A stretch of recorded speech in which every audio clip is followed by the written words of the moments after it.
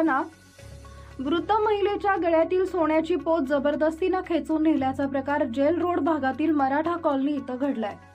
आज दिनांक 4 डिसेंबर रोजी रात्री 8:15 वाजता शोभा भगवान पाटील राहणार मराठा नगर राजराजेश्वरी मंगल कार्यालयाच्या जवळ जेल रोड या वंदना गोलाईत या स्वाध्याय करून घरी परत जात असताना मोटरसायकलवर आलेल्या दोन भामट्यांनी शोभा पाटील यांना वृंदावन नगर कुठं आहे असं विचारले असता पाटील यांनी मला माहित नाही असं सांगून घरात जात असताना मोटरसायकलवर बसलेल्या पाठीमागे बसलेल्या इसमानं त्यांच्या गळ्यातील 2.25 तोळ्याची सोन्याची पोत जबरदस्तीनं ओढली।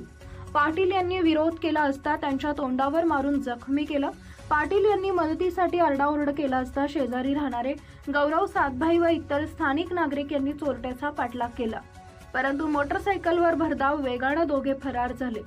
घटनेची माहिती मिळताच नाशिक रोड पोलीस ठाण्याचे वरिष्ठ पोलीस निरीक्षक अशोक गिरी, पोलीस निरीक्षक